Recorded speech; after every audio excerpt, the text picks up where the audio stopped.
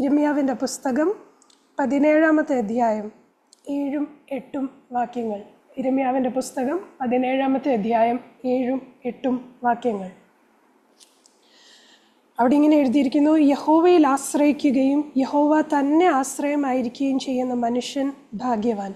അവൻ വെള്ളത്തിനരികെ നട്ടിരിക്കുന്നതും ആറ്റരികെ വേരൂന്നിയിരിക്കുന്നതുമായ വൃക്ഷം പോലെയാകും. ഉഷ്ണം തട്ടുമ്പോൾ അത് പേടിക്കയില്ല, അതിൻ്റെ ഇല പച്ചയായിരിക്കും, വരൾച്ചയുള്ള കാലത്തും വാട്ടം തട്ടാതെ ഫലം കായ്ച്ചുകൊണ്ടിരിക്കും. Price the Lord. നമുക്കൊക്കെ ഒത്തിരി നല്ലതായിട്ട് അറിയാവുന്ന ഒരു വചനം. എനിക്ക് തോന്നുന്നു ഒത്തിരി അധികം പ്രസംഗം, ഒത്തിരി അധികം മെസ്സേജസ് ഈ ഒരു പോർഷനിൽ നിന്ന് നമ്മൾ കേട്ടിട്ടുണ്ട്.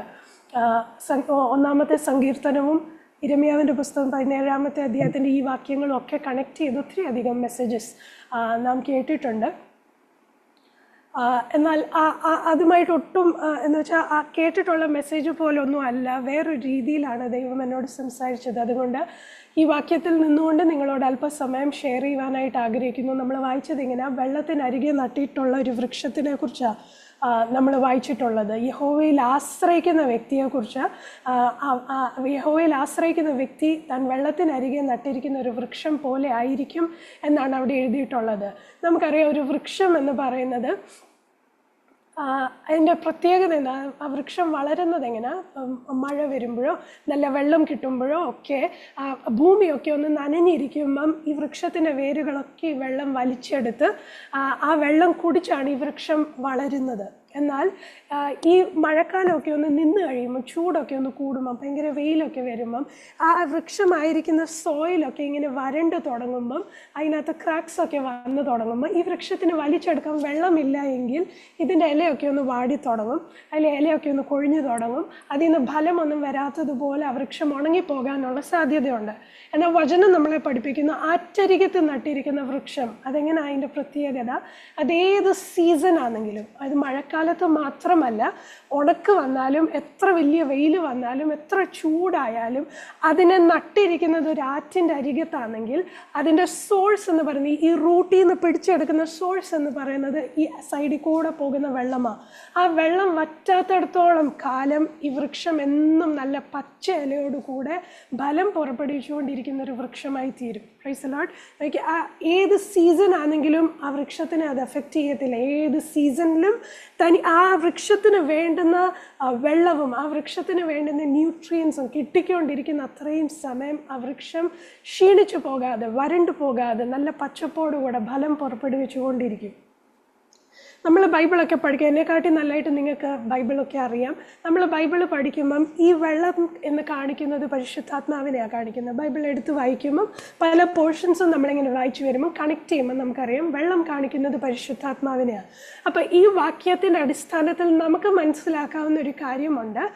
ക്രിസ്തുവിൽ വേരൂന്നിയിരിക്കുന്ന ഒരു വ്യക്തി, ക്രിസ്തുവിൽ വേരൂന്നിയിരിക്കുന്ന ഒരു വ്യക്തി, താൻ വലിച്ചു കൊടുക്കുന്നത് പരിശുദ്ധാത്മാവ് തന്നിൽ വ്യാപരിച്ചുകൊണ്ടിരിക്കുന്ന ഒരു വ്യക്തി, സാഹചര്യം ഏതായാലും, എത്ര വെയിലടിച്ചാലും, മഴയൊക്കെ നിന്ന് പോയാലും, കിട്ടേണ്ട നന്മകളൊക്കെ നിന്നാലും, സിറ്റുവേഷനൊക്കെ മാറിയാലും, ക്രിസ്തുവിലാണോ വേരൂന്നിയിരിക്കുന്നത്, പരിശുദ്ധാത്മാവാണോ ഉള്ളിൽ വ്യാപരിക്കുന്നത്, ആ വൃക്ഷം എപ്പോഴും ഫലം കായ്ച്ചുകൊണ്ടിരിക്കും. അത് ഇന്ന സീസണിലെ കായ്ക്കുമെന്നല്ല, അതേത് സീസണിലും, എത്ര വെയിലടിച്ചാലും, എത്ര കാറ്റടിച്ചാലും, മഴ നിന്നാലും, ആ ഭൂമിയൊക്കെ അങ്ങ് വരണ്ട് തുടങ്ങിയാലും, ഇന്ന് എനിക്ക് തോന്നുന്നു നാട്ടിലൊക്കെ ഇപ്പം വെയിലായി തുടങ്ങിക്കാണും, നല്ല ചൂടായി തുടങ്ങിക്കാണും, മഴയൊക്കെ കുറഞ്ഞാണ്. ഇപ്പം ഞങ്ങളൊരു 5 വർഷം നാട്ടിലുണ്ടായിരുന്നപ്പോൾ ഞാൻ കണ്ടിട്ടുണ്ട്, കിണറ്റിലെ വെള്ളം പോലും വറ്റിപ്പോകും, ഒന്നിനും ഒരു ജീവനില്ലാത്തൊരു അനുഭവമാകും. എന്നാൽ വചനം പഠിപ്പിക്കുന്ന ക്രിസ്തുവിൽ വേരൂന്നിയിരിക്കുന്ന ഒരു വ്യക്തി, പരിശുദ്ധാത്മാവ് ഉള്ളിൽ വ്യാപരിച്ചുകൊണ്ടിരിക്കുന്ന ഒരു വ്യക്തി, സീസൺ ഒന്നും ആ വ്യക്തിയെ അഫക്റ്റ് ചെയ്യത്തില്ല, സിറ്റുവേഷൻ ഒന്നും ആ വ്യക്തിയെ അഫക്റ്റ് ചെയ്യത്തില്ല. ഏത് സിറ്റുവേഷനിലും, ഏത് സീസണിലും പരിശുദ്ധാത്മാവാണ് ഉള്ളിൽ വ്യാപരിച്ചുകൊണ്ടിരിക്കുന്നത്. നമ്മുടെ സ്തുതി കുറയത്തില്ല, നമ്മുടെ ആരാധന കുറയത്തില്ല, നമ്മുടെ സാക്ഷ്യം ക്ഷീണിച്ചു പോകത്തില്ല, നമ്മുടെ പ്രാർത്ഥനയുടെ ലെങ്ത് ഒന്നും കുറഞ്ഞു പോകത്തില്ല, നമ്മുടെ ആ മീറ്റിങ്ങിന് പോകുന്ന ഫ്രീക്വൻസി ഒന്നും കുറഞ്ഞു പോകത്തില്ല. പരിശുദ്ധാത്മാവാണോ നയിക്കുന്നത്, ക്രിസ്തുവിലാണോ വേരൂന്നിയിരിക്കുന്നത്, സാഹചര്യം നമ്മുടെ ആരാധന ഡിഫൈൻ ചെയ്യത്തില്ല. Price the Lord. അങ്ങനെ ആണെങ്കിൽ ഈ മീറ്റിങ്ങിൽ കൂടിയിരിക്കുന്ന നിങ്ങൾ ഓരോരുത്തരെയും നോക്കി ഞാൻ ചോദിക്കട്ടെ, നമ്മുടെ സിറ്റുവേഷൻ അനുസരിച്ച് സ്തോത്രത്തിൻ്റെ എണ്ണം കുറയുന്നുണ്ടെങ്കിൽ, സിറ്റുവേഷൻ അനുസരിച്ച് ആരാധനയ്ക്കകത്തുള്ള സന്തോഷം കുറയുന്നുണ്ടെങ്കിൽ, സിറ്റുവേഷൻ അനുസരിച്ച് പ്രാർത്ഥനയുടെ നീളമൊക്കെ കുറയുന്നുണ്ടെങ്കിൽ, സിറ്റുവേഷൻ അനുസരിച്ച് ആലയത്തിൽ പോകുന്ന ഫ്രീക്വൻസി കുറയുന്നുണ്ടെങ്കിൽ, നിങ്ങളെ നോക്കി ഞാനങ്ങ് പറയുക, നമ്മളായിരിക്കുന്നത് ക്രിസ്തുവിൽ വേരൂന്നിയല്ല, സാഹചര്യത്തെ നോക്കിയാ നമ്മുടെ വിശ്വാസം മാറിക്കൊണ്ടിരിക്കുന്നത്. ഇന്ന് സന്ധ്യാസമയം നിങ്ങളെ നോക്കി ഞാൻ പറയട്ടെ, ഇതല്ല ദൈവത്തിന് വേണ്ടിയത്. സാഹചര്യം മാറുന്നത് പോലെ മാറുന്ന വ്യക്തികളെ ദൈവത്തിന് വേണ്ട. നമ്മുടെ സാഹചര്യം എന്തായാലും ക്രിസ്തുവിൽ വേരൂന്നി പരിശുദ്ധാത്മാവ് നമ്മളെ നയിക്കുന്നത് പോലെ ആരാധന കുറയാതെ, പാട്ടും പ്രാർത്ഥനയും കുറയാതെ, നമ്മുടെ സ്തോത്രവും സ്തുതികളും കുറയാതെ ദൈവത്തെ എപ്പോഴും ഉയർത്തിക്കൊണ്ടിരിക്കുന്ന ഒരു ജനറേഷനെ ദൈവത്തിന് ഇന്ന് വേണ്ടുന്നത്. ഇന്നത്തെ ജനറേഷൻ്റെ പ്രത്യേകത, ഇന്നത്തെ തലമുറയുടെ പ്രത്യേകത, അവർ ക്രിസ്തുവിൽ ഒത്തിരി ദൈവത്തോട് ചേർന്നിരിക്കും. ഒരു കഷ്ടത വന്നാൽ മതി, അത്രയും പെട്ടെന്ന് അവർ പിന്മാറിപ്പോകും. ദൈവത്തിന് അങ്ങനത്തെ ആൾക്കാരെ വേണ്ട. ദൈവത്തിന് വേണ്ടുന്ന ഏത് സിറ്റുവേഷനിലും, ഏത് വെയിൽ കൂടിയാലും, എത്ര ഉണക്ക് വന്നാലും ആ വേരൂന്നിയിരിക്കുന്നത് ക്രിസ്തുവിലാണെങ്കിൽ നീ തളർന്നു പോകാൻ ദൈവം അനുവദിക്കത്തില്ല. Praise the lord. സിറ്റുവേഷൻ അനുസരിച്ച് നമുക്ക് വിഷമം വരും, അത് സത്യമാണ്. സിറ്റുവേഷൻ അനുസരിച്ച് നമ്മുടെ കണ്ണൊക്കെ നിറയും, അതും സത്യമാണ്. നമ്മളൊന്ന് ക്ഷീണിച്ചൊന്ന് ഇരുന്നൊക്കെ പോകും, സത്യമാണ്. എന്നാൽ നമ്മുടെ ആരാധന കുറയത്തില്ല, നമ്മുടെ പാട്ടും പ്രാർത്ഥനയും നമ്മുടെ സ്തുതികളും കുറയത്തില്ല. അത് കൂടത്തേ ഉള്ളൂ. കഷ്ടതയുടെ നടുവിലും അത് കൂടത്തേ ഉള്ളൂ. ദൈവം ഇന്ന് അന്വേഷിക്കുന്നത് ഇങ്ങനത്തെ ഒരു തലമുറയാണ്. Price the Lord. എന്നാൽ അതിൽ മാത്രം നിൽക്കുവാനല്ല, ഒരു കാര്യവും കൂടെ നിങ്ങളുടെ മുൻപിൽ വെക്കട്ടെ. ഇസ്രായേൽ മക്കള് മിസ്രൈമിൽ നിന്ന് ദൈവം അവരെ കൊണ്ടുവന്നു. അവർ യാത്ര തുടർന്നു. ഒരു സ്ഥലം വന്നപ്പോൾ അവർക്ക് ഒത്തിരി ദാഹിച്ചു, അവർക്ക് വെള്ളമില്ല. അവർ ഇങ്ങനെ അവരുടെ യാത്ര തുടർന്നുകൊണ്ടിരുന്നപ്പം ഒരു വെള്ളത്തിൻ്റെ ഒരു സോഴ്സിൽ അവരെത്തി. ആ സോഴ്സ് കണ്ട് അവർ ഭയങ്കര ആഗ്രഹത്തോടെ എടുത്ത് കുടിച്ചു. എന്നാൽ അത് കുടിക്കാൻ പറ്റാത്തതുപോലെ കയ്പ. അവർ ആ സ്ഥലത്തിനൊരു പേരിട്ട്, ആ വെള്ളത്തിനൊരു പേരിട്ട്, ഇത് മാറായ കയ്പിൻ്റെ അനുഭവമാണ്. എന്നാൽ എന്നെ ടച്ച് ചെയ്ത് അവിടെ ഒരു ഭാഗമുണ്ട്. അവിടെ ഇങ്ങനെ ദൈവം മോശയെ നോക്കി ഇങ്ങനെ പറയുന്നു, അതിൻ്റെ ആ കയ്പുള്ള വെള്ളത്തിൻ്റെ സൈഡിലും ഒരു മരമുണ്ട്. ദൈവം മോശയെ നോക്കി പറഞ്ഞു, നീ ആ മരം ഒന്ന് വെട്ടിക്ക്, ആ വെള്ളത്തിനകത്തൊന്ന് ഇട്ട് ആ കയ്പുള്ള വെള്ളവും മധുരമായി തീരുന്നു. നോക്കിയാൽ ആ വൃക്ഷം നിൽക്കുന്നതും കയ്പിൻ്റെ അനുഭവത്തിലാണ്. അത് നല്ല വെള്ളം കുടിച്ച്, സ്വീറ്റ് വെള്ളം കുടിച്ച് നിൽക്കുന്ന വൃക്ഷമല്ല. ആ വൃക്ഷം നിൽക്കുന്നത് മാറായുടെ അനുഭവത്തിനകത്ത്, കയ്പിനകത്താണ്. എന്നാൽ ആ വൃക്ഷത്തെ ആ വെള്ളത്തിനകത്തോട്ടൊന്ന് മുറിച്ചിട്ടപ്പം ആ വൃക്ഷത്തിൻ്റെ ഒരു സ്വീറ്റ്നെസ് ആ വെള്ളത്തിനകത്ത് പോലും പകർന്നു. നമ്മളെക്കുറിച്ച് ദൈവം ആഗ്രഹിക്കുന്ന ഇപ്രകാരമാണ്. മനസ്സിലായോ? നമ്മുടെ സിറ്റുവേഷൻ എത്ര കയ്പാണെങ്കിലും നാം ഏത് വെള്ളത്തിനരികെ നട്ടാലും, വലിയ മാനുഷികമായിട്ട് നോക്കുമ്പം, മാനുഷികമായ കണ്ണുകൾ വെച്ച് നമ്മൾ നോക്കുമ്പോൾ ഏത് വെള്ളത്തിൻ്റെ അരികിൽ നമ്മളെ നട്ടാലും, അത് കയ്പുള്ള വെള്ളത്തിൻ്റെ അരികെ നട്ടാലും നമ്മളിൽ നിന്ന് വരേണ്ടിയ ആ ഒരു ഫലങ്ങളൊക്കെ അത് മധുരമുള്ളതായിരിക്കണം, മറ്റുള്ളവർക്ക് ആശ്വാസം പകരുന്നതായിരിക്കണം. ആ വൃക്ഷത്തിനും വേണേൽ പറയാം, എന്നെ നട്ടതൊരു കയ്പിൻ്റെ നടുവില്ല, അതുകൊണ്ട് എൻ്റെ ഫലം കയ്പുള്ളതായാൽ എന്നെ കുറ്റം പറയാൻ ഒക്കത്തില്ല, നട്ടത് ഇങ്ങനത്തെ സ്ഥലത്താണ്. നമ്മളോടൊക്കെ ചോദിച്ചാൽ നമുക്ക് പറയാൻ ഇങ്ങനെ ഒത്തിരി സാക്ഷ്യങ്ങൾ കാണും. എന്നെ ആക്കി വെച്ചത് കയ്പിൻ്റെ നടുവില്ല, അതുകൊണ്ടാണ് ഇങ്ങനെയൊക്കെ ഞാൻ അങ്ങ് മാറിപ്പോയത്.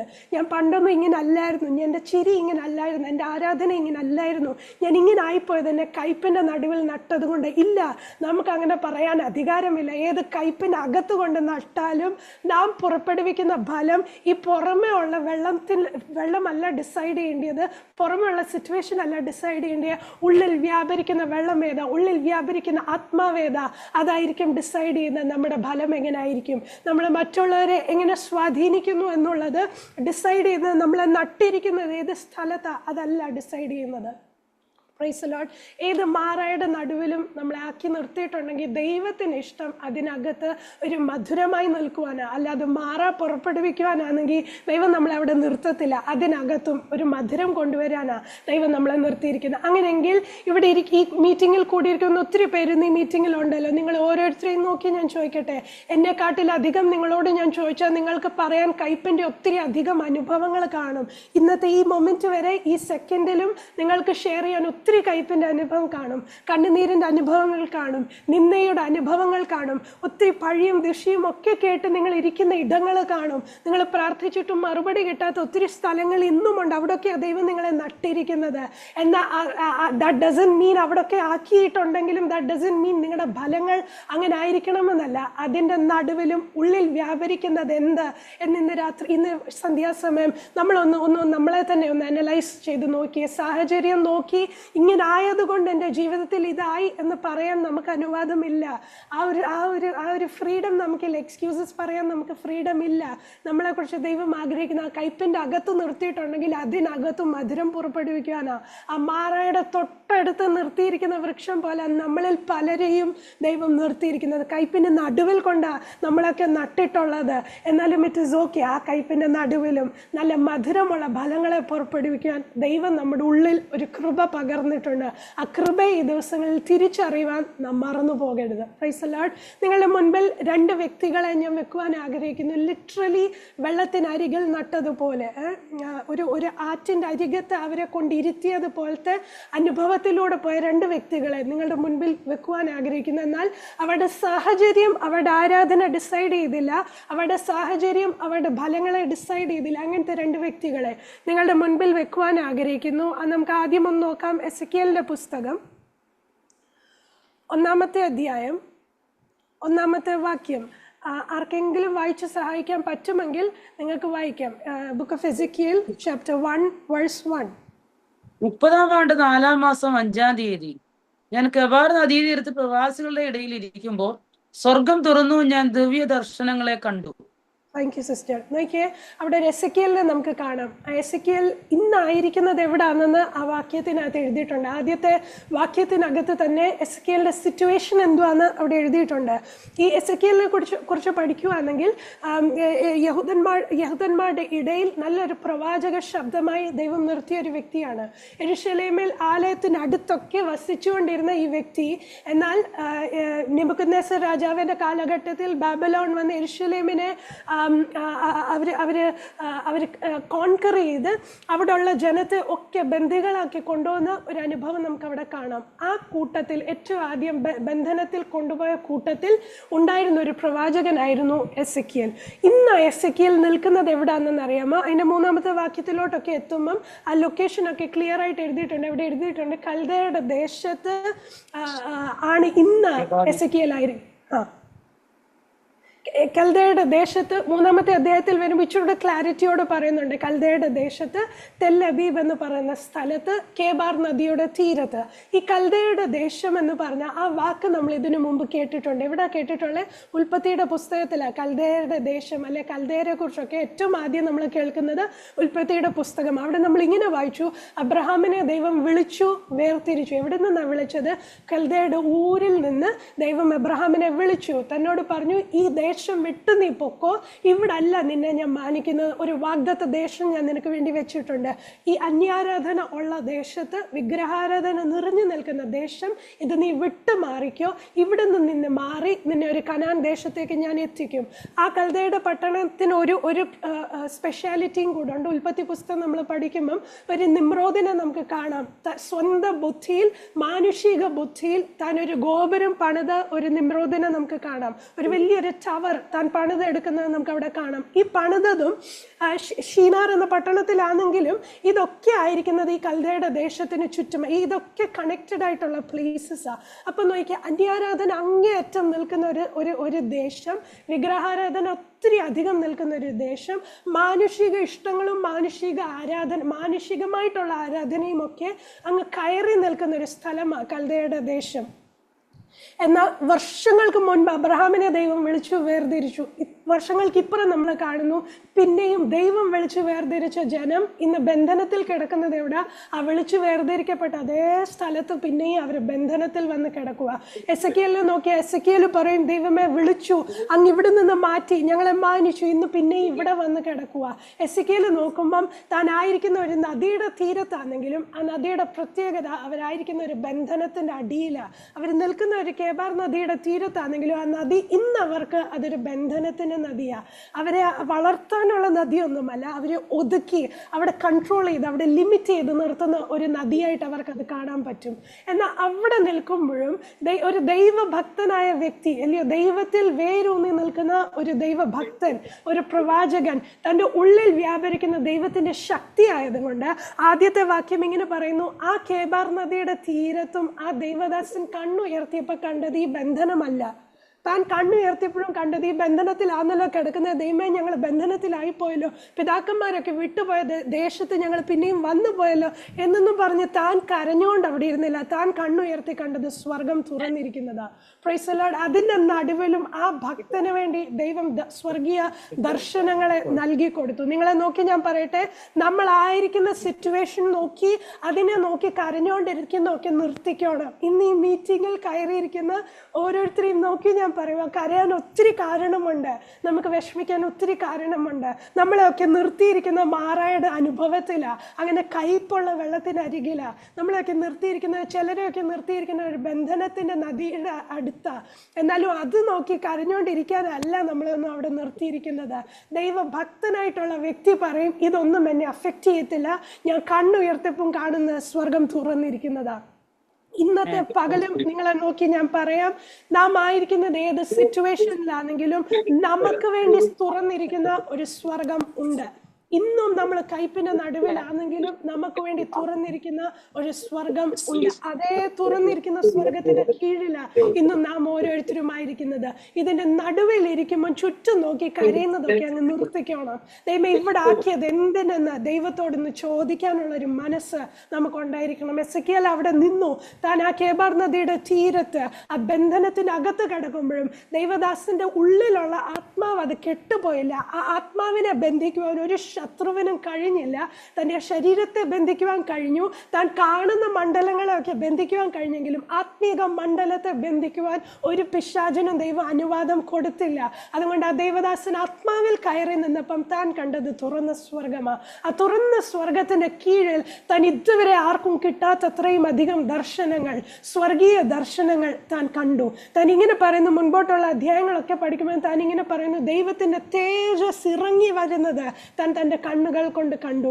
ഞാൻ പറയട്ടെ, നാം ആയിരിക്കുന്നത് കയ്പിനകത്താണെങ്കിലും ബന്ധനത്തിനകത്താണെങ്കിലും നമുക്ക് വേണ്ടി ഇറങ്ങി വരുന്ന ഒരു സ്വർഗം ഇന്നുമുണ്ട്.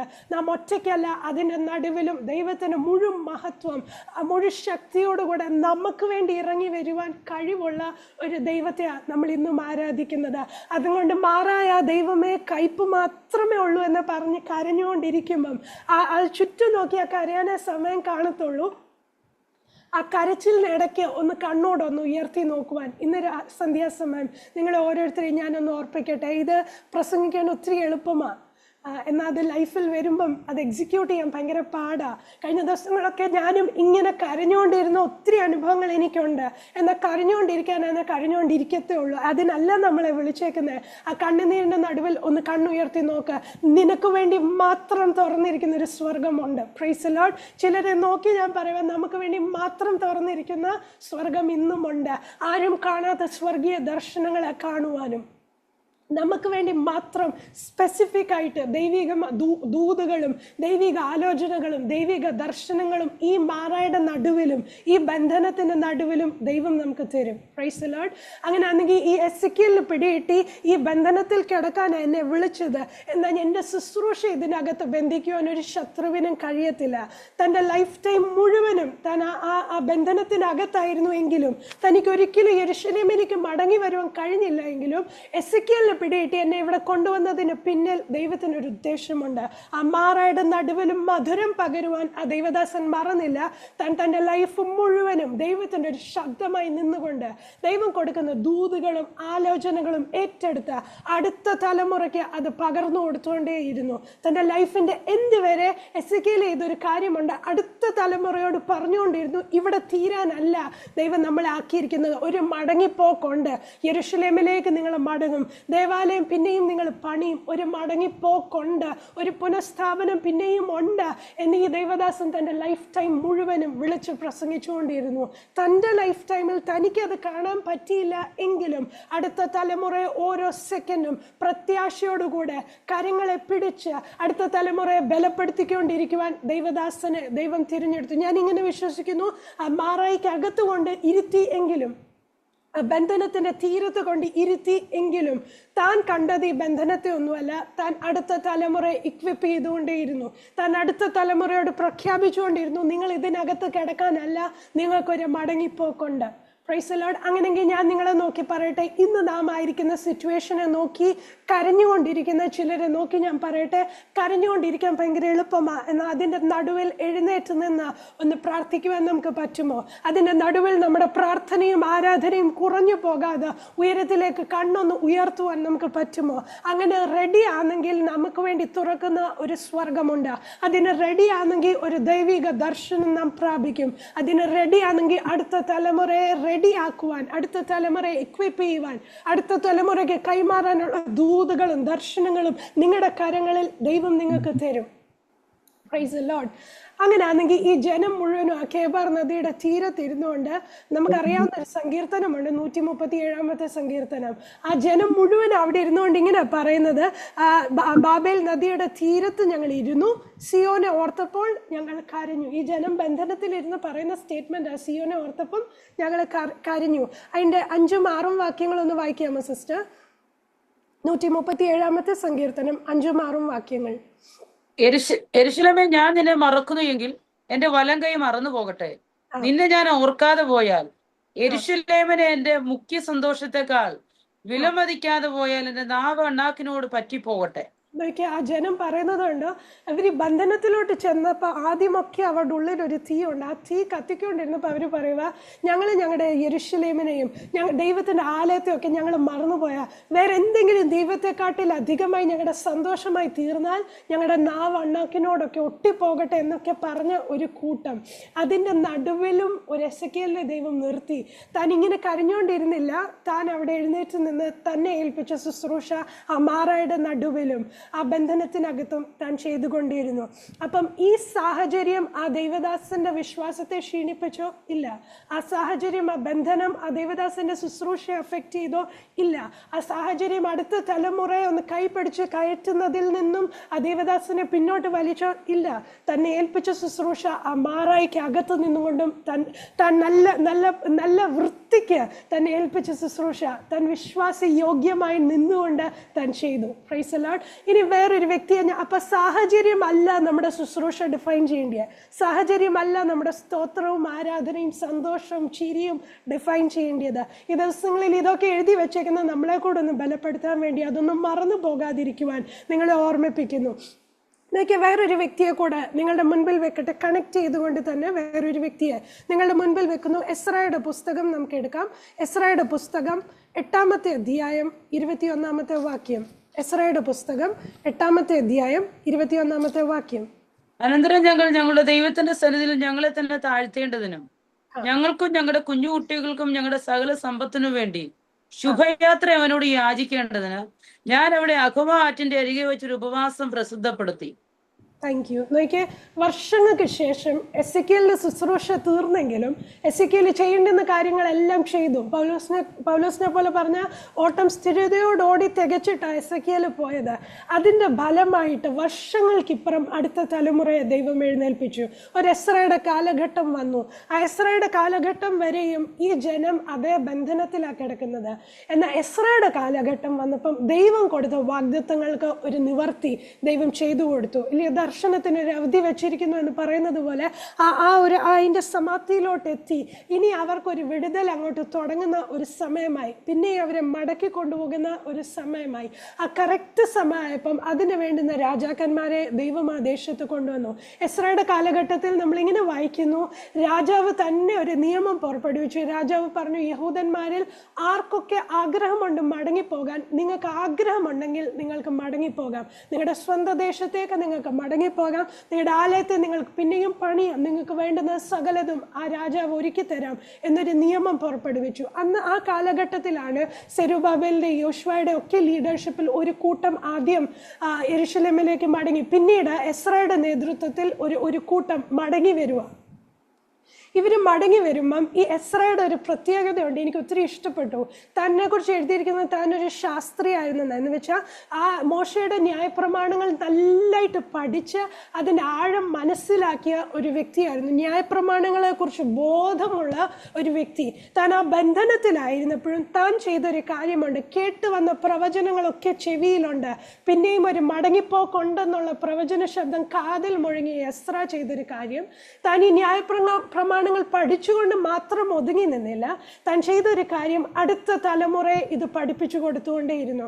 താൻ എത്ര നാള് ആ ബന്ധനത്തിലായിരുന്നു അത്രയും നാള് അടുത്ത തലമുറകളെ ഈ ന്യായപ്രമാണങ്ങൾ പഠിപ്പിച്ചുകൊണ്ടിരുന്നു. അതുകൊണ്ട് തന്നെ ഒരു ശാസ്ത്രി എന്നവിടെ അവിടെ ക്ലിയർ ആയിട്ട് എഴുതിയിട്ടുള്ള അടുത്ത തലമുറയ്ക്ക് പറഞ്ഞു കൊടുക്കേണ്ടുന്ന ന്യായപ്രമാണങ്ങൾ താൻ പറഞ്ഞു കൊടുത്തുകൊണ്ടേയിരുന്നു. എന്ന് വെച്ചാൽ എസ്രയ്ക്ക് ഒരു ദർശനം ദൈവം കൊടുത്തു, നിങ്ങളെ മടക്കി കൊണ്ടുപോകും, നിങ്ങളെ ഞാൻ പുനഃസ്ഥാപിക്കും. അപ്പൊ എസ്രയുടെ ഉള്ളിൽ ഒരു തീരുമാനമുണ്ട്, ഏതായാലും ദൈവം ഞങ്ങളെ മടക്കി കൊണ്ടുപോകും, ഞങ്ങളെ സ്വന്തം ദേശത്തേക്ക് മടക്കി കൊണ്ടുവരും, ഞങ്ങൾ ആലയത്തിലേക്ക് മടങ്ങും. ആലയത്തിൽ ചെന്നാൽ ശുശ്രൂഷ ചെയ്യേണ്ടതാ, ആ ശുശ്രൂഷ ചെയ്യണമെങ്കിൽ ന്യായപ്രമാണം അറിഞ്ഞേ ഒക്കത്തുള്ളൂ.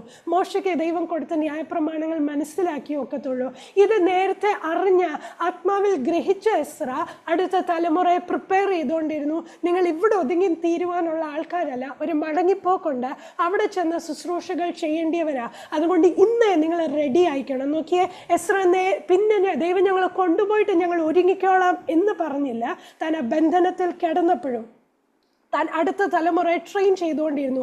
ഇപ്പോഴേ നിങ്ങൾ എങ്ങനെ ശുശ്രൂഷ ചെയ്യണം, ഇപ്പോഴേ നിങ്ങൾ എങ്ങനെ ന്യായപ്രമാണം അനുസരിച്ച് നിങ്ങൾ എങ്ങനെ ജീവിക്കണം, നിങ്ങൾ എങ്ങനെ ശുശ്രൂഷകൾ ചെയ്യണം, ആലയത്തിനകത്ത് ശുശ്രൂഷ എങ്ങനെ നടക്കണം, ഇതെല്ലാം എസ്ര ദൈവജനത്തിന് പഠിപ്പിച്ചു കൊടുത്തുകൊണ്ടേയിരുന്നു. എനിക്ക് ആ ദൈവദാസന്റെ ദർശനം ഇഷ്ടപ്പെട്ടു. കാരണം താൻ ഇന്നുള്ള സിറ്റുവേഷൻ നോക്കിയല്ലായിരുന്നേ, താൻ ദൈവം മടക്കി കൊണ്ടുപോകും എന്നുള്ള ഒരു ഉറപ്പോടുകൂടെ ധൈര്യത്തോടു കൂടെ അതിനു വേണ്ടി തന്നെ റെഡിയാക്കി അടുത്ത തലമുറ റെഡിയാക്കിക്കൊണ്ടേ ഇരുന്നു. നിങ്ങളെ നോക്കി ഞാൻ പറയട്ടെ, ഇന്ന് നാം ആയിരിക്കുന്ന ഈ ഒരു ടൈം, ഈ ഒരു ജനറേഷൻ വിശ്വാസത്തിൽ ഒത്തിരി ത്യാഗം സഹിച്ച് അപ്പച്ചന്മാരൊക്കെ നമുക്ക് പറയാനുണ്ടായിരുന്നു.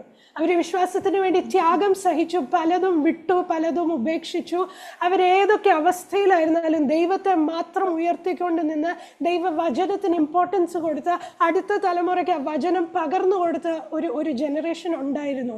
അതിൻ്റെ ഫലമാണ് ഇന്ന് നമ്മളൊക്കെ അനുഭവിക്കുന്നത്. ഈ മീറ്റിങ്ങിൽ ഞാൻ കാണുന്ന ഒത്തിരി പേരുകളും ഞാൻ വായിക്കുമ്പോൾ എനിക്കറിയാം, പുതിയ തലമുറയല്ല, യങ് ജനറേഷൻ ഒന്നും അല്ല, അല്ലെ ഒരു മിഡിൽ ഏജ് ഒക്കെ ആയിട്ടുള്ള ആൾക്കാർ. നിങ്ങളൊക്കെ ഇന്നും ഉറച്ചു നിൽക്കുന്നത് നിങ്ങൾക്ക് ന്യായപ്രമാണം പകർന്നു തരാൻ ഒരു അപ്പച്ചന്മാരും അമ്മച്ചിമാരും ഒക്കെ നിങ്ങളുടെ കാലഘട്ടത്തിലുണ്ടായിരുന്നു. അവർ പലതും ത്യാഗം ചെയ്ത് ദൈവവചനത്തിന് ഇമ്പോർട്ടൻസ് കൊടുത്തത് കൊണ്ടാണ് അതിൻ്റെ നന്മകളൊക്കെ ഇന്ന് നാം പല ഇടങ്ങളിലും ഇരുന്നു കൊണ്ട് നാം അനുഭവിച്ചു കൊണ്ടിരിക്കുന്നു.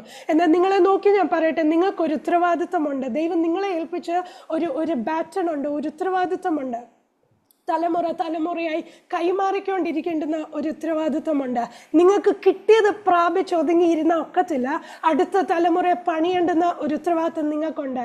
എസ്രായെ പോലെ അല്ലയോ, നമ്മൾ മടങ്ങിയിട്ട് ദൈവമേ ഞങ്ങൾക്ക് സ്വസ്ഥത വന്നിട്ട് ഞങ്ങളെയൊക്കെ ആക്കേണ്ട ഇടത്ത് ഞങ്ങളെയൊക്കെ നല്ല രീതിയിൽ ദൈവം എത്തിച്ചിട്ട് ഞങ്ങളുടെ തലമുറയെ ഞങ്ങൾ പണിതോളാം, ഞങ്ങൾ എത്തിക്കേണ്ട ഇടത്ത് എത്തിച്ചിട്ട് ഞങ്ങൾ ദൈവത്തിന് വേണ്ടി ശുശ്രൂഷ ചെയ്തോളാം. ഞങ്ങൾക്കൊക്കെ അത്രയും വർഷം ഞങ്ങൾ ജോലി ചെയ്ത് റിട്ടയർ ആകുമ്പം പ്രായമായി റിട്ടയറായി ഇനി ഒന്നും ചെയ്യാനില്ല, അന്നേരം ഞങ്ങൾ ദൈവവേല ചെയ്തോളാം. അല്ല, നിങ്ങളെ ഇപ്പം ആക്കിയിരിക്കുന്ന ഇടത്ത് ഈ സമയത്ത് നിങ്ങൾ ചെയ്യേണ്ടുന്ന ചില ശുശ്രൂഷകളുണ്ട്.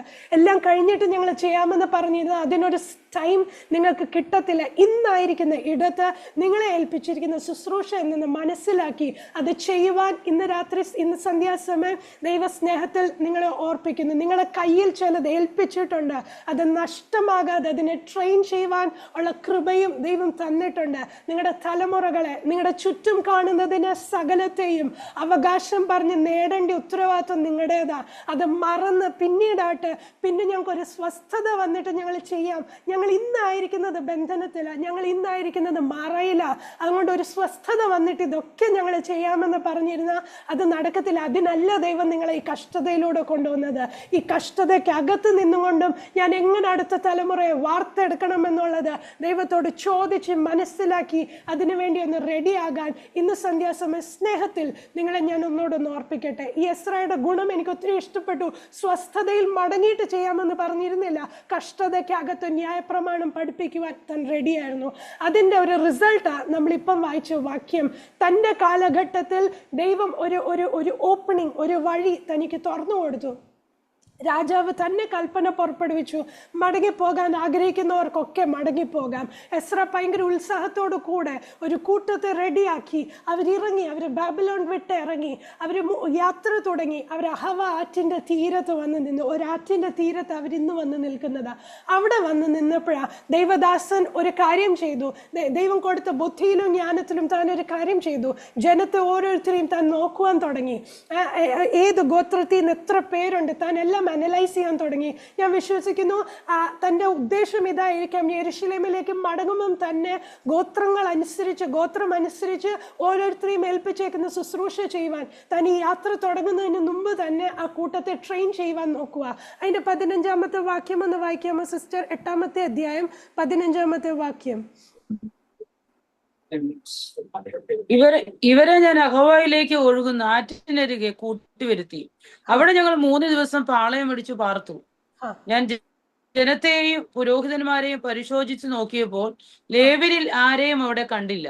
മതി നോക്കിയേ, അവിടെ ഭയങ്കര ഉത്സാഹത്തോടു കൂടെ ദൈവദാസൻ ഈ കൂട്ടത്തെ ഒക്കെ കൊണ്ട് മടങ്ങി വരുമ്പം താൻ അഹവ ആറ്റിൻ്റെ തീരത്ത് ജനത്തെ ഒക്കെ ഒന്ന് നോക്കി, പുരോഹിതന്മാരെ ഒക്കെ നോക്കിയപ്പോൾ ഇതിനകത്ത് ലേവ്യ ഗോത്രത്തിലുള്ള ആരെയും കാണുന്നില്ല.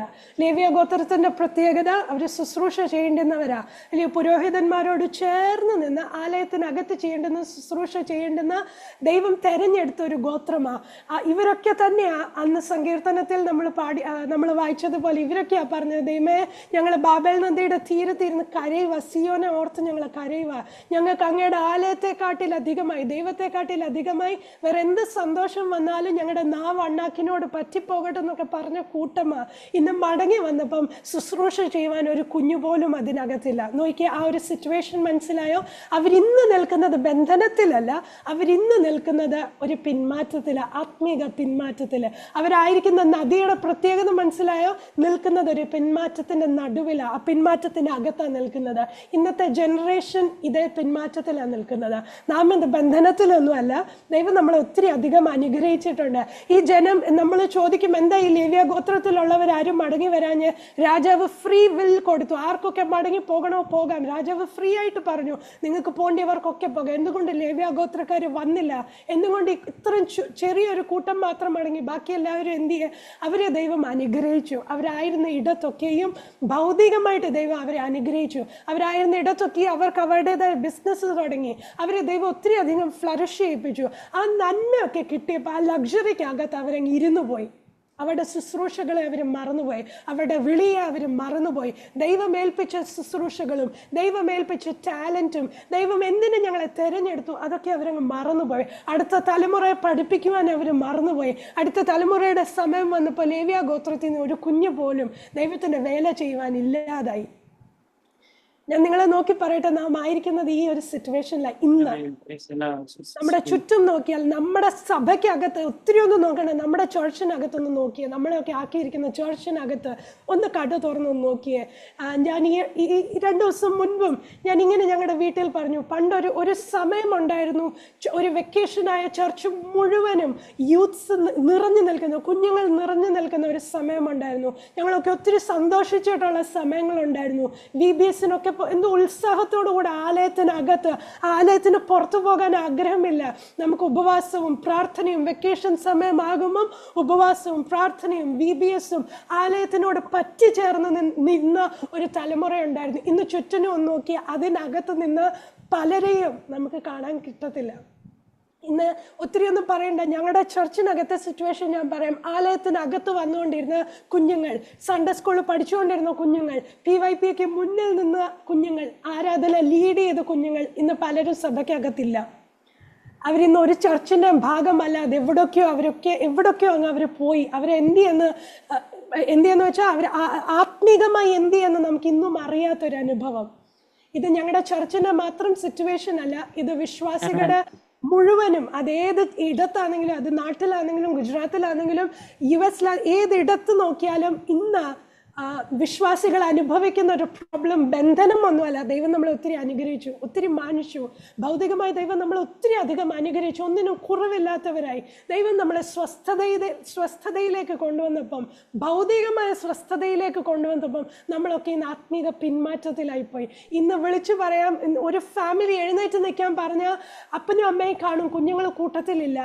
എവിടെ പോയി? നിങ്ങളെ ഏൽപ്പിച്ച തലമുറ എവിടെ പോയി? Price the Lord. നിങ്ങൾ ആരും എന്നോട് പിണങ്ങല്ല, വിഷമമൊന്നും തോന്നില്ല. ഞാനങ്ങ് ബ്ലണ്ട്ലി പറയുന്നതേ ഉള്ളൂ. ഇന്നത്തെ സിറ്റുവേഷൻ ഇത്. ഇന്ന് ഞാൻ ഒത്തിരി കേട്ടു. ഇന്ന് ഞങ്ങളുടെ ചർച്ചിൽ ഞങ്ങൾ കേട്ടിട്ട് വന്നതേ ഉള്ളൂ. ഇന്ന് കേരളത്തിൽ കുഞ്ഞുങ്ങളൊന്നും ഒത്തിരിയൊന്നും ഇല്ല. സഭകളിൽ അപ്പച്ചന്മാരും അമ്മച്ചിമാരും മാത്രമേ ഉള്ളൂ. ഇത് കേരളത്തിൻ്റെ മാത്രം അനുഭവമല്ല. ഇന്ന് ഗുജറാത്തിലാണ്, ഞാനായിരിക്കുന്ന ഇടത്താണെങ്കിലും ഇങ്ങനൊക്കെ തന്നെയാണ്. നമ്മളായിരുന്ന സഭ വിട്ട് കുഞ്ഞുങ്ങളൊക്കെ, തലമുറകളൊക്കെ പോകുന്നു. എന്തിയെ? ഉത്തരവാദിത്വം നിങ്ങളുടേതാ. ചോദ്യം നിങ്ങളോടാ. നിങ്ങളെ ഏൽപ്പിച്ചത് നിങ്ങൾ എവിടെ കളഞ്ഞു? നിങ്ങളെ ഏൽപ്പിച്ച ഒരു ശുശ്രൂഷ ഉണ്ടായിരുന്നു, അടുത്ത തലമുറയെ വാർത്തെടുക്കുവാൻ. അതെവിടെ പോയി? ഇന്ന് ഒത്തിരി വിഷമത്തോടെ ഞാൻ പറയട്ടെ, സൺഡേ സ്കൂൾ പഠിച്ച കുഞ്ഞുങ്ങൾ, ആരാധന ലീഡ് ചെയ്ത കുഞ്ഞുങ്ങൾ, ഇന്ന് പലരും അവർക്കൊരു പുതിയ മൂവി ഇറങ്ങി, അവർക്കറിയാം ഏത് തിയേറ്ററിൽ ഏത് മൂവി ഏത് സമയം ഇറങ്ങി. ആലയത്തിനകത്ത് അവർക്കറിയത്തില്ല മീറ്റിങ്ങിന്റെ സമയം എപ്പോഴാ, അവർക്കറിയത്തില്ല സൺഡേ ഏത് സമയത്താണ് ചർച്ച തുടങ്ങുന്നത്. അവരിന്ന് പലരും എന്നോട് ഇങ്ങനെ ചോദിക്കാറുണ്ട്, ചർച്ചിൽ പോകുന്നത് എന്തിനാ എന്ന് പോലും ചോദിക്കുന്ന ഒരു തലമുറ നമ്മുടെ നടുവിലുണ്ട്. ഞാൻ പറയട്ടെ, ഞങ്ങളുടെ റിലേഷനകത്ത് ഒരു കുഞ്ഞ് താൻ ദൈവവേലയ്ക്ക് വേണ്ടി സമർപ്പിച്ചു. താൻ മിടുക്കന, പഠിക്കാൻ ഭയങ്കര മിടുക്കന, താൻ ദൈവവേലയ്ക്ക് വേണ്ടി സമർപ്പിച്ചു. ബൈബിൾ കോളേജിൽ പോകുന്നതിന് മുൻപ് ഞങ്ങളെ വന്ന് കണ്ടു. എനിക്ക് ഒത്തിരി സന്തോഷം തോന്നി. ഞങ്ങളുടെ തലമുറയിൽ ഒരു കുഞ്ഞിനെ ദൈവം തിരഞ്ഞെടുത്തല്ലോ ദൈവവേലയ്ക്ക് വേണ്ടി. എന്നാൽ ആ കുഞ്ഞ് സമർപ്പിച്ച ആ സമയത്ത് തന്നെ ഒത്തിരിയും പേര് ചോദിക്കുന്നത് ഞാൻ കേട്ടു, മിടുക്കന, പഠിക്കാൻ മിടുക്കന, എന്തുകൊണ്ട് ഇങ്ങനെ പോയത് എന്ന് ചോദിക്കുന്നത് ഞാൻ കേട്ടു. വിശ്വാസ കുടുംബങ്ങൾക്കകത്ത് ഉയരുന്ന ഒരു ചോദ്യമാണ്, എന്തുകൊണ്ട് നമ്മുടെ നടുവിൽ ഇങ്ങനെ ആയെന്ന്. ഇന്ന് രാവിലെ സമയം നമ്മളൊന്ന് ഓർക്കണം. ഒരു സമയമുണ്ടായിരുന്നു, എല്ലാ ഉപവാസ പ്രാർത്ഥനയ്ക്ക് ഒടുവിൽ ദൈവദാസന്മാർ ചോദിക്കുമായിരുന്നു, ആരൊക്കെ ദൈവവേലയ്ക്ക് വേണ്ടി സമർപ്പിക്കുന്നു? അന്ന് എഴുന്നേൽക്കുവാനും കൈ ഉയർത്തുവാനും ഒരു കൂട്ടമുണ്ടായിരുന്നു. ഇന്ന് ഒരു കുഞ്ഞു പോലും ഇല്ല. എന്തിയെ ലേവ്യ ഗോത്രക്കാർ ശുശ്രൂഷ ചെയ്യേണ്ടിയെന്നവരെ ഒക്കെ എവിടെ പോയി? നമ്മളെ തന്നെ നമുക്കൊന്ന് അനലൈസ് ചെയ്യാം. ഒത്തിരി ഭാരത്തോടുകൂടെ പറയുന്നത്, കാരണം ആലയത്തിനകത്ത് നിൽക്കേണ്ടിയവരാ ഇന്ന് ആലയം വിട്ടുപോകുന്നത്. ഇന്ന് ഇച്ചിരൂടെ ഒരു കൺവീനിയൻസ് ആയി പുതിയതായിട്ട് വിശ്വാസത്തിൽ വരുന്നവരൊക്കെ പറയുന്ന ഒരു കാര്യമുണ്ട്. പണ്ടൊക്കെ ഞാൻ കേട്ടിട്ടുണ്ട്, മറ്റ് വിശ്വാസ മാർഗങ്ങളിൽ നിന്നൊക്കെ ഈ വിശ്വാസത്തിലോട്ട് വരുന്നവർക്കൊക്കെ ഈ വിശ്വാസത്തിൽ ജനിച്ചു വളർന്നവരെ കാട്ടിലധികം ധൈര്യവും ബലവും ദൈവത്തോടൊരു സ്നേഹവും ഒക്കെ ഉണ്ടായിരുന്ന ഒരു കാലമുണ്ടായിരുന്നു. എന്നാൽ ഇന്ന് ഞാൻ കാണുന്നത് പലരും പുതിയതായി വിശ്വാസത്തിൽ വരുമ്പം അവരൊക്കെ ആ കൺവീനിയൻസിൽ അങ്ങ് ഇരിക്കുക. ഓൺലൈൻ മീറ്റിംഗ് ഉണ്ടെങ്കിൽ ഞങ്ങൾ ഓൺലൈൻ മീറ്റിംഗ് കൂടിക്കോളാം, ഞങ്ങൾക്ക് ആലയത്തിൽ വരാൻ ഒക്കത്തില്ല, അല്ലയോ. ഞങ്ങൾ ഈവനിങ് മീറ്റിംഗ് ഉണ്ടെങ്കിൽ ഞങ്ങൾ ഈവനിങ് മീറ്റിംഗ് കൂടിക്കോളാം, രാവിലെ ഞങ്ങളുടെ പണിയൊക്കെ ചെയ്തിട്ട് ഈവനിങ് സർവീസിന് ഞങ്ങൾ. അതല്ല ദൈവത്തിൻ്റെ ആലയം. പ്രയോറിറ്റി ദൈവത്തിനായിരിക്കണം. ഒരു ദിവസം ദൈവം മാറ്റിവെച്ചിട്ട് ഒറ്റ സൺഡേയെങ്കിലും മാറ്റിവെക്കാൻ നമുക്ക് ഒത്തില്ല എങ്കിൽ നാം എന്തുവാ ദൈവത്തിന് വേണ്ടി പ്രയോജനപ്പെടുന്നത്? ഒരു സൺഡേ പോലും ദൈവത്തിന് വേണ്ടി മാറ്റിവെക്കാൻ നമ്മളെ കൊണ്ട് ഒക്കുന്നില്ല. നമ്മുടെ എല്ലാ പണിയും കഴിഞ്ഞിട്ട് ഈവനിങ് സർവീസിന് ഇരിക്കാമെന്ന് പറഞ്ഞിരിക്കരുത്. അങ്ങനത്തെ ഒരു തലമുറയെ ദൈവത്തിന് വേണ്ട. പ്രയോറിറ്റി ദൈവത്തിന് കൊടുക്കുന്നത്. ഏത് സാഹചര്യത്തിലും, മാറയുടെ നടുവിലാണെങ്കിലും ബന്ധനത്തിനകത്താണെങ്കിലും, ദൈവമേ എന്നെ ഒന്ന് എടുത്ത് ഉപയോഗിക്കണമേ എന്ന് ചോദിക്കുന്ന ഒരു തലമുറയെ മതി ദൈവത്തിന്. ഏറ്റവും ബെസ്റ്റ് മതി ദൈവത്തിന്. എല്ലാം യൂസായിട്ട് തീർന്നിട്ടുള്ളത് ഇനി ഞങ്ങൾ യൂസ് ചെയ്തോ എന്ന് പറഞ്ഞ് വരുന്നതിന് അല്ല ദൈവത്തിന് വേണ്ടുന്നത്. ദൈവമേ ഈ സാഹചര്യത്തിലും ഞാൻ റെഡിയാന്ന് പറയുന്ന ഒരു തലമുറയ്ക്ക് വേണ്ടി ദൈവം ഇന്നും നോക്കിയിരിക്കുന്നു. ഞാൻ പറയട്ടെ, നമ്മുടെ കയ്യിൽ ഒത്തിരി സമയം ഇനിയില്ല. കഴിഞ്ഞ 2-3 ആഴ്ചയായി ദൈവം എന്നോട് സംസാരിച്ചുകൊണ്ടിരിക്കുന്ന പോർഷനാണ് ഒരു മടങ്ങി വരവിൻ്റെ സമയമായി, തിരിച്ചു പോകേണ്ട സമയമായി. നമ്മൾ ഇന്നും കംഫർട്ടിൽ ഇരിക്കുവാനല്ല, ഒരു മടങ്ങിപ്പോക്കിൻ്റെ സമയമായിട്ടുണ്ട്. നമ്മളെ ഏൽപ്പിച്ചത് എന്തി എന്നുള്ള ചോദ്യത്തിനൊരു ഉത്തരം നമ്മുടെ കയ്യിലുണ്ടായിരിക്കണം. Price the Lord. ഈ 21-ാമത്തെ വാക്യം നമ്മൾ വായിച്ചപ്പം എസ്ര പ്രാർത്ഥിക്കുന്ന ഒരു പ്രാർത്ഥനയുണ്ട്. ദൈവമേ, അവിടെ ഇങ്ങനെ വായിക്കുന്ന അനന്തരം ഞങ്ങളുടെ ദൈവത്തിന്റെ സന്നിധിയിൽ ഞങ്ങളെ തന്നെ താഴ്ത്തേണ്ടതിനും ഞങ്ങൾക്കും ഞങ്ങളുടെ കുഞ്ഞുകുട്ടികൾക്കും ഞങ്ങളുടെ സകല സമ്പത്തിനു വേണ്ടി ശുഭയാത്ര അവനോട് യാചിക്കേണ്ടതിന് ഞാൻ അവിടെ അഹവ ആറ്റിന്റെ അരികെ വെച്ച് ഒരു ഉപവാസം പ്രസിദ്ധപ്പെടുത്തി. മതി നോക്കി, അവിടെ എസ്ര പ്രാർത്ഥിക്കുന്ന ഒരു പ്രാർത്ഥന ഉള്ളൂ. താൻ പറയുക, ദൈവം ഞങ്ങളെയും ഞങ്ങളുടെ കുഞ്ഞുകുട്ടികളെയും ഞങ്ങൾക്ക് ദൈവം തന്നിട്ടുള്ള സകലത്തെയും ദൈവകരത്തിൽ ഞങ്ങൾ താഴ്ത്തുന്നു. തനിക്ക് ഒരു കാര്യം ഉറപ്പുണ്ടായിരുന്നു, ഞങ്ങൾ മടങ്ങിപ്പോകുന്നത് വെറുതെ അല്ല, മടങ്ങിപ്പോകുന്നത് ഒരു ശുശ്രൂഷയ്ക്ക് വേണ്ടിയാ, മടങ്ങിപ്പോകുന്നത് ഒരു ആലയം പണിയാൻ വേണ്ടിയാ. ആ മടങ്ങിപ്പോകുമ്പോഴും താൻ എണ്ണി തിട്ടപ്പെടുത്തി ഞങ്ങൾക്ക് എന്തൊക്കെ ദൈവം തന്നിട്ടുണ്ട്, എത്ര കുഞ്ഞുങ്ങൾ ഞങ്ങളുടെ കൂടെ ഉണ്ട്, എത്ര ആ സമ്പത്ത് ദൈവം ഞങ്ങൾക്ക് തന്നിട്ടുണ്ട്. താൻ പറയുന്നുണ്ട് മടങ്ങിപ്പോകും ദൈവം ഞങ്ങളെയും ഞങ്ങളുടെ കുഞ്ഞു കുട്ടികളെ എന്ന് വെച്ച് ഒന്നുപോലും വിട്ടുപോകാതെ ഏൽപ്പിച്ചത് കരങ്ങളിലുണ്ട്. ദൈവം നീ സേഫായിട്ട് എത്തേണ്ട സ്ഥാനത്ത് ഞങ്ങളെ എത്തിക്കണം. അവർ പറയുക, ഇന്ന് ഈ അഹവ ആറ്റിൻ്റെ തീരത്തിരിക്കുമ്പോൾ അവർ ബന്ധനത്തിലല്ല, ഒരു ആത്മീക പിന്മാറ്റത്തിലാണ്. എങ്കിലും എസ്ര എനിക്ക് ഒത്തിരി അങ്ങ് ഇഷ്ടപ്പെട്ടു. എസ്ര യാത്ര അങ്ങ് തുടങ്ങിയില്ല, വരുന്നവരൊക്കെ മതി എന്ന് പറഞ്ഞ് അങ്ങ് പോയില്ല. താൻ അവിടെ നിന്നു, താൻ ചിലരെ തെരഞ്ഞെടുത്തിട്ട് പറഞ്ഞു നിങ്ങൾ മടങ്ങിപ്പോകണം, നമ്മൾ വന്ന ദേശത്തേക്ക് ബാബിലോണിൽ മടങ്ങിപ്പോകണം, ലേവ്യ ഗോത്രത്തിലുള്ളവരെ തെരഞ്ഞെടുക്കണം, അവരോട് ചെന്ന് ഈ ദൈവത്തിന് ആലോചന അറിയിക്കണം, മടങ്ങി വരുവാൻ താല്പര്യമുള്ളവരെ നിങ്ങൾ കൂട്ടിവരുത്തണം. താൻ തൻ്റെ യാത്ര തുടങ്ങിയത് എപ്പോഴാണെന്ന് അറിയാമോ? ശുശ്രൂഷ ചെയ്യുവാൻ ലേവ്യ ഗോത്രത്തിൽ നിന്നൊരു കൂട്ടം വന്നതിന് ശേഷമാണ് താൻ അടുത്ത സ്റ്റെപ്പ് വെച്ചത്. ഈ ലേവ്യ ഗോത്രത്തിൽ നിന്നോട് ആൾക്കാർ വന്നു കഴിഞ്ഞിട്ട് ഒരുമിച്ച് കൂടി അവരും അവരുടെ കുഞ്ഞുകുട്ടികളും ദൈവം അവർക്ക് കൊടുത്ത നന്മകളും അവർക്ക് വേണേ യാത്ര തുടർന്ന് പോകാമായിരുന്നു. എന്നാൽ അവരവിടെ ഒരു ഉപവാസം പ്രഖ്യാപിച്ചു. എന്തിനാ? ദൈവം ഞങ്ങളെ തന്നെ താഴ്ത്തുക. ഞങ്ങൾക്ക് പുകഴുവാനൊന്നുമില്ല, ഞങ്ങളുടെ ബലത്തിലാണെങ്കിൽ ഞങ്ങൾക്ക് യെരൂശലേം വരെ എത്താൻ ഒക്കത്തില്ല. എന്താണെന്നറിയുമ്പോൾ ഇവരുടെ കയ്യിൽ ഒത്തിരി സ്വർണമുണ്ട്, ആലയത്തിൻ്റെ പണിക്ക് വേണ്ടുന്ന നന്മകൾ ഇവരുടെ കയ്യിലുണ്ട്. ഇത് ക്യാരി ചെയ്തുകൊണ്ട് ഇവർ പോകുന്നത്. ഇവർ ധൈര്യമായിട്ട് രാജാവിനോട് പറഞ്ഞു, രാജാവെ നിങ്ങളുടെ പ്രൊട്ടക്ഷൻ ഞങ്ങൾക്ക് വേണ്ട, സർവശക്തിൻ്റെ കാര്യം ഞങ്ങളോട് കൂടുണ്ട്. അതുകൊണ്ട് ഇവർക്ക് മാനുഷികമായ പ്രൊട്ടക്ഷൻ ഇല്ല. ഇവർക്ക് പിടിയിട്ട് യെരൂശലേം വരെ ഞങ്ങൾക്ക് ഒന്നിനും ഒരു ആപത്തും വരാതെ എത്തണമെന്നുണ്ടെങ്കിൽ ദൈവം ഞങ്ങളോട് കൂടിയിരുന്നാലേ ഒക്കൂ. അവരെ തന്നെ ഒന്ന് താഴ്ത്തി അവർ പറഞ്ഞു, ദൈവം ഞങ്ങളെയും ഞങ്ങളുടെ കുഞ്ഞുകുട്ടികളെയും ഞങ്ങളുടെ സമ്പത്തിനെയും എല്ലാം ദൈവം ഒന്ന് പ്രൊട്ടക്റ്റ് ചെയ്യണം. അടുത്ത വാക്യം പറയുന്നത്, ദൈവം അവരുടെ പ്രാർത്ഥന കേട്ടു.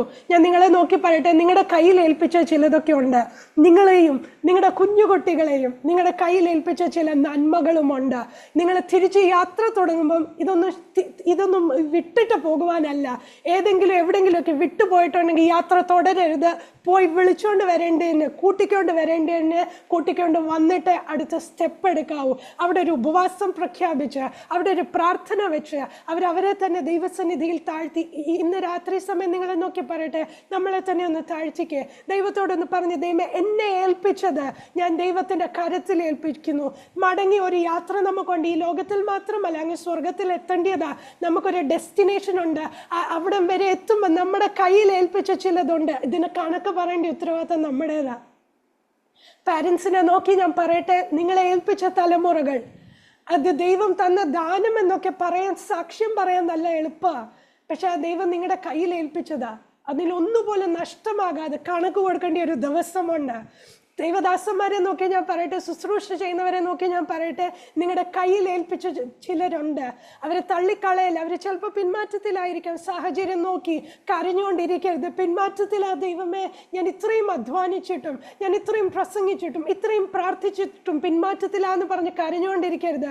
കൂട്ടിക്കൊണ്ട് വരേണ്ടതിനെ കൂട്ടിക്കൊണ്ട് വരണം. ഇതുമായിട്ടാണ് നമുക്ക് അങ്ങ് പോകേണ്ടിയ. ഒരു അക്കൗണ്ട് കൊടുക്കേണ്ട ഒരു ദിവസം വരും, ഒരു മടങ്ങിപ്പോക്കേണ്ട ദിവസം വരും. അന്ന് അക്കൗണ്ട് കൊടുക്കേണ്ടതാ, ദൈവസന്നിധിയിൽ കണക്ക് കൊടുക്കേണ്ടതാ. പ്രാർത്ഥനയിൽ നാം ഇങ്ങനെ പ്രാർത്ഥിക്കണം, ദൈവമേ ഞങ്ങളെയും ഞങ്ങളുടെ കുഞ്ഞുകുട്ടികളെയും ഞങ്ങളുടെ കയ്യിൽ ഏൽപ്പിച്ചത് ഒന്നുപോലും നഷ്ടമാകാതെ ദൈവസന്നിധിയിൽ കർത്താവേ മുഴുകൈയോടെ അല്ലെ സകലത്തെയും കൊണ്ടുവന്ന് ദൈവസന്നിധിയിൽ ഞങ്ങൾക്ക് നിൽക്കുവാനൊക്കണം. ഈ ദിവസങ്ങളിൽ നിങ്ങൾ ഒരു പ്രെയർ ലൈനാണല്ലോ ഇത്. നിങ്ങളുടെ പ്രാർത്ഥനയ്ക്കകത്ത് നിങ്ങൾ പ്രാർത്ഥിക്കണം. ഇന്നായിരിക്കുന്ന സിറ്റുവേഷനകത്ത് ഇല്ലയോ, പുറത്തുനിന്ന് ഒത്തിരി പേര് ആലയത്തിനകത്ത് വരുന്നുണ്ട്. പക്ഷെ ആലയത്തിനകത്ത് ഒന്നുപോലും കൊഴിഞ്ഞു പോകാതിരിക്കാൻ അവർക്ക് വേണ്ടി പ്രാർത്ഥിക്കേണ്ടുന്ന ഉത്തരവാദിത്വം നമ്മുടേതാ. ഒന്നുപോലും നഷ്ടമാകാതെ അല്ലയോ, വചനം അറിഞ്ഞവര്, സ്നാനപ്പെട്ടവര്, ദൈവത്തെ അറിഞ്ഞവര് അവരെങ്ങനെ പിന്മാറിപ്പോകുന്നു, അതിന് അനുവാദമില്ല. അവർ പിന്നെയും മടങ്ങി വേണം. ഈ ദിവസങ്ങളിൽ ആ ഒരു ഭാരം എടുത്തുകൊണ്ട് പ്രാർത്ഥിക്കുവാൻ ദൈവം നമ്മളെ ഇടയാക്കട്ടെ. അങ്ങനെയെങ്കിൽ എസെക്കിയേൽ കണ്ട ഒരു ദർശനമുണ്ട്. ഒരു നദി താൻ ദർശനത്തിൽ ഇങ്ങനെ കണ്ടു. താൻ പറയുന്ന ആലയത്തിൽ ആലയത്തിൽ നിന്ന് പുറപ്പെടുന്ന ഒരു നദി. ആ നദിയുടെ പ്രത്യേകത, ആ നദി ഒഴുകുന്ന ഇടത്തൊക്കെയും, ആ നദി ചെല്ലുന്ന ഇടത്തൊക്കെയും അതിൻ്റെ ചുറ്റും മരം വളർന്നുകൊണ്ടേയിരിക്കും, അല്ലെങ്കിൽ പുതിയത് ചിലത് കിളിർത്തുകൊണ്ടേയിരിക്കും. ആ നദി എത്തുന്ന ഇടത്തൊക്കെയും ഒന്നുപോലും ദൈവ അനുഭവം മാറായ, ദൈവമ ബന്ധനത്തില, ദൈവ പിന്മാറ്റത്തില എന്ന് പറഞ്ഞിരിക്കത്തില്ല. ആ നദി ചെല്ലുന്ന ഇടത്തൊക്കെയും ചിലത് പുതിയതായി പൊട്ടിമുളച്ച് കിളിർത്ത് തുടങ്ങുന്നത്. എസെക്കിയേൽ ഒരു ദർശനം കണ്ടു. ഞാൻ പറയട്ടെ, ഈ നദി തുടങ്ങുന്നത് ആലയത്തിനകത്താണ്.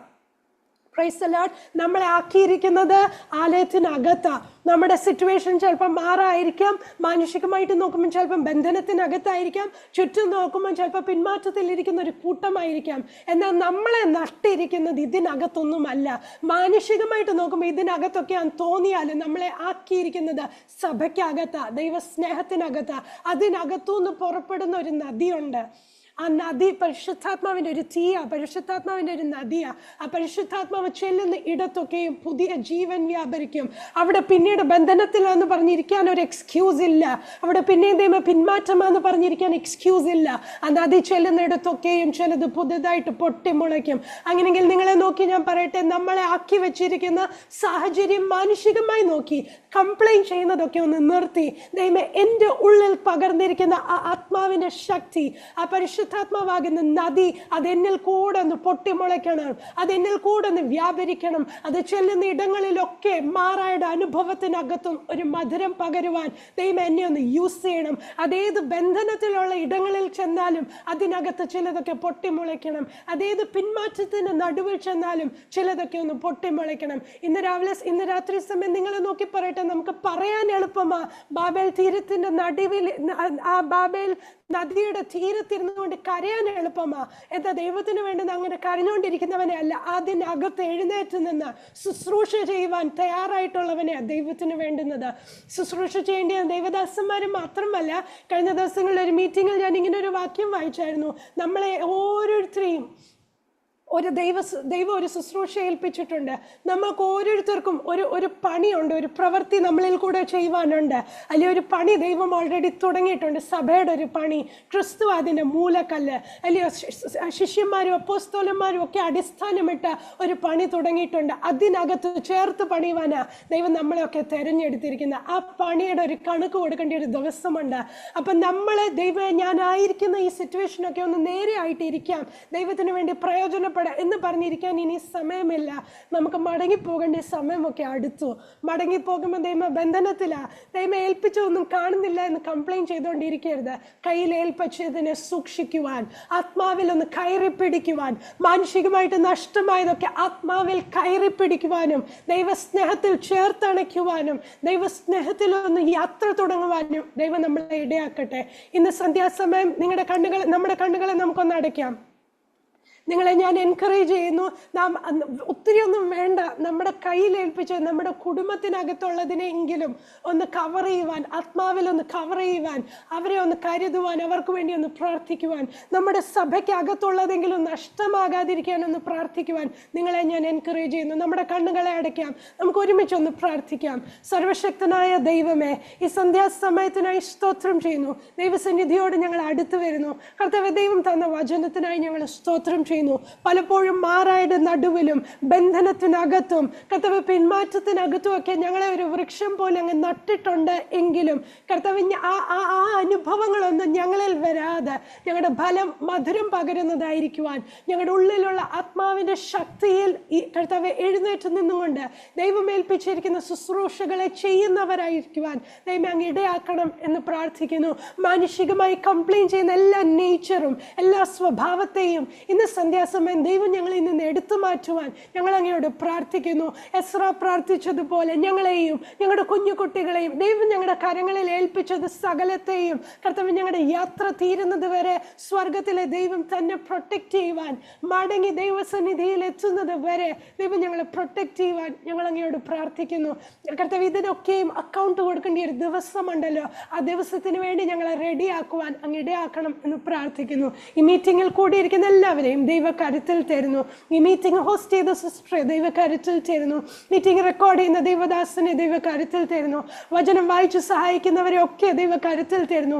കർത്താവ്, ഈ മീറ്റിംഗിൽ കയറിയിരിക്കുന്ന ഓരോരുത്തരെയും ദൈവകരത്തിൽ തരുന്നു. അവരെ ഏൽപ്പിച്ചിരിക്കുന്ന ശുശ്രൂഷ മനസ്സിലാക്കി അത് ചെയ്യുവാനുള്ള കൃപയും ദൈവം അവർക്ക് കൊടുക്കുവാൻ ഞങ്ങൾ അങ്ങയോട് പ്രാർത്ഥിക്കുന്നു. ഞങ്ങളെല്ലാവരെയും ദൈവകരത്തിൽ ഏൽപ്പിക്കുന്നു. സകലതും ജീവനുള്ള യേശുപ്പച്ചന്റെ നാമത്തിൽ ഞങ്ങൾ ചോദിക്കുന്നു.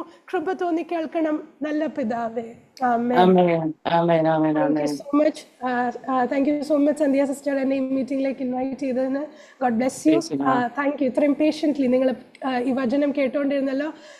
ദൈവത്തിന് വേണ്ടി പ്രയോജനപ്പെടുവാൻ ദൈവം നമ്മളെ സഹായിക്കട്ടെ. God bless U. Amen. Thank you sister.